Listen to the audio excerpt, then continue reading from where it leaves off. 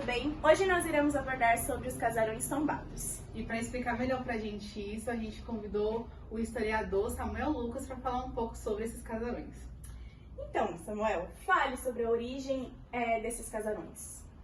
Então, aqui na cidade de Formosa, nós temos ao todo, no livro tombo municipal, 17 registros. Desses 17 registros, nós temos, então, 15 registros que são casarões, um registro é um próprio municipal e um registro de uma árvore. Essa árvore próxima aqui de onde nós estamos, ela inclusive chegou a cair, mas nós fizemos o replantio de outra árvore para poder substituir e manter o símbolo que é a árvore do pau-ferro.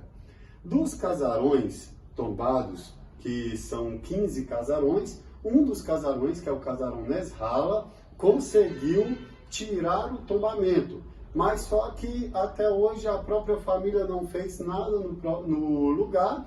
Ele está ali em ruínas, é aqui em frente ao Museu Couros, né? Os outros casarões estão passando por um processo de restauração, o qual inclusive eu sou uma das pessoas responsáveis por essas restaurações frente ao IPHAN. Sobre o surgimento desse projeto. Esse projeto ele aconteceu a partir de um processo no ano de 2003, quando o casarão de Dona Sebá, que era um castelinho ali na rua Hugo Lobo, foi demolido, e isso com aval da prefeitura. Então o Ministério Público entrou num processo contra a própria prefeitura para poder ter esses tombamentos para preservação do patrimônio histórico da cidade de Formosa. Então, no dia 3 de julho de 2015, o promotor de justiça, Dr. Heráclito de Abadia Camargo, ele estabeleceu um termo de ajuste de conduta com o prefeito, então prefeito Itamar Sebastião Barreto, e através desse termo de ajuste de conduta, a gente começou a trabalhar, a manter esses casarões em pé e já restaurados. Entendi, muito interessante. E agora, qual seria a origem do tombamento? Por que o nome tombamento? O que aconteceu? Então, tombamento, ele se dá, o que acontece? Quando se diz de tombamento, fala da inserção em um livro tombo. Livro tombo é um livro de atas, é um livro de registros. Então, igual nesse imóvel onde nós estamos, que é o Museu Couros, ele foi inserido no livro tombo com algumas prerrogativas. Quais são elas? Aqui no Museu Couros, precisa de manter a fachada da maneira que era isso em 1950. Então, fazemos as restaurações para poder chegar nisso. Quando diz de tombamento, é inserção de característica em um livro tombo, características que não podem ser mudadas. Mas uma dúvida, quem é que paga esses conceitos? Então, a lei municipal, ela diz que é obrigação do proprietário manter em pé os casarões e restaurados. Através de um projeto de lei, que foi inclusive de minha autoria, nós conseguimos algumas ajudas de custo para os proprietários. Quer dizer, quem mantém o casarão restaurado, ele não precisa de pagar IPTU. Então, ele paga ali para poder fazer a pintura e consegue dispensa do IPTU, de outros impostos municipais, e isso já vem ajudar. Agora, a lei federal diz que é obrigação do IPHAN, que é um órgão próprio de cuidar da história e cultura, do IPHAN fazer essas restaurações. Então, aqui em Formosa, o que acontece? A maioria das restaurações iniciais tem sido feita através de uma parceria público-privada. O dinheiro sai, ou que seja do dono, o dinheiro dos materiais e a mão de obra, a prefeitura entra, ou então invertido. A prefeitura entra com os materiais e o proprietário com a mão de obra. Outros sim, existem alguns que foram restaurados devido a multas pecuniárias, igual quando caiu aqui a árvore do pau-ferro, então nós ganhamos algumas multas, e nessas multas tinha umas restaurações a serem feitas, então aí vem uma multa pecuniária que tem que ser feito ali essa restauração. mas num contexto geral, são os proprietários mesmo que mantêm os seus casarões. No caso, o proprietário, ele tem alguma autonomia sobre esses casarões? Ele, tipo assim, ele tem que manter exatamente como estava? Tem alguma regra? Tem regras, porque quando ele é inserido no livro-tombo, aí fala o motivo pelo qual ele foi inserido no livro-tombo. Por exemplo, o casarão Clarindo Antônio Vieira, ele é um dos casarões que ele foi inserido no livro-tombo por causa do forro que tem, que é um forro trançado de taboca, por causa da fachada, que é uma fachada puxando um pouco mais para as características da influência portuguesa em Formosa, e também por causa de uma parte do piso que é feito em tabuado. Então, essas características ele tem que manter. Só que, igual lá no casarão Clarindo, daqui uns dias vai ser uma hamburgueria. O proprietário pode usufruir para poder montar uma hamburgueria. Nós temos casarão aí que é uma academia, tá lá as características históricas, mas ele está usufruindo. Então, lembrando, o dono tem total autonomia, só que tem características que ele precisa de manter. E se ele não manter, ele tem inclusive que pagar multa, uma multa avaliada na faixa de 400, 500 mil reais.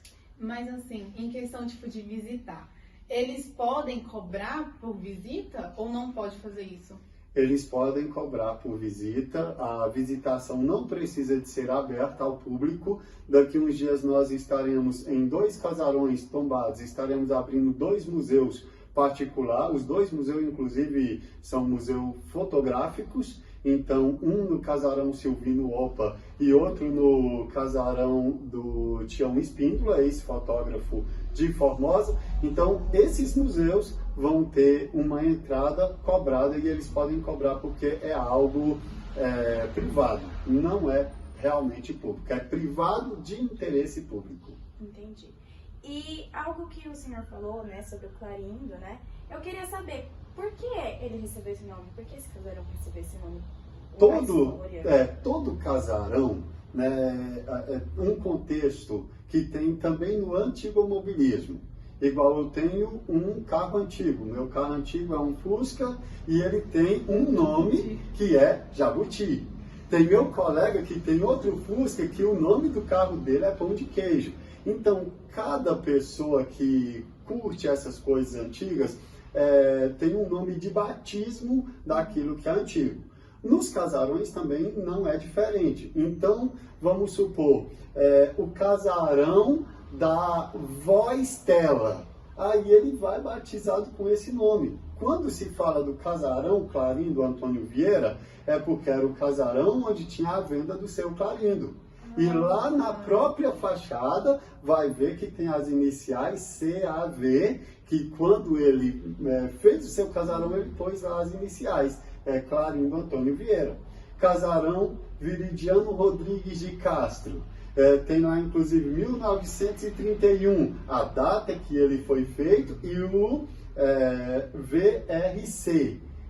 Quem foi Viridiano Rodrigues de Castro? Além de uma pessoa influente em Formosa na parte comercial, também na parte política. Então, cada casarão, ele recebe um nome visto o que tem ali. Por que esse casarão aqui tem o nome de Museu Couros?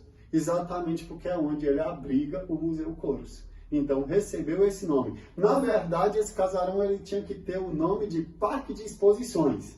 Mas, devido ter perdido muita memória de quando aqui era o Parque de Exposições e a memória do povo, da população, ser exatamente que aqui é o Museu Couros, então ele foi batizado com esse nome. É um nome de batismo. Entendi. Os artigos que estão dentro desses museus, eles são doados ou eles já estão aqui fazendo história? Ou eles então são eles é alugado? Isso. Esse museu aqui, que é o museu hoje que está montado, esse museu, o Museu Couros, ele teve vários artigos comprados pelo seu idealizador, seu Leônidas, né, mais conhecido como Léo do Museu. Está em um grande documentário que eu falo tanto sobre o museu e outro documentário que eu falo sobre o próprio Leônidas. Eu tenho esses documentários no meu canal. Esses artigos que estão aqui foram doados ou comprados, não pertencem mais ao próprio Léo, mas pertence à Fundação Museu Coros. No outro que vai ser montado, que é o Museu Tião Espíndola, todos os artigos lá é da própria família, que quem está montando é uma neta do fotógrafo Tião Espíndola, filha do professor Edson Espíndola, que também fez vários registros fotográficos de Formosa. Né? O outro museu que está abrindo é um museu historiofotográfico, é um trabalho que nós estamos elaborando, pegando fotos antigas e colocando com fotos atuais. Então também vai ser um museu particular, da mesma empresa que está hoje revigorando a usina hidrelétrica de Formosa.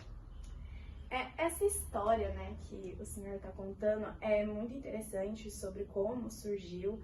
E tem algo que eu tô meio que em dúvida, que é o porquê. Por que desses casarões?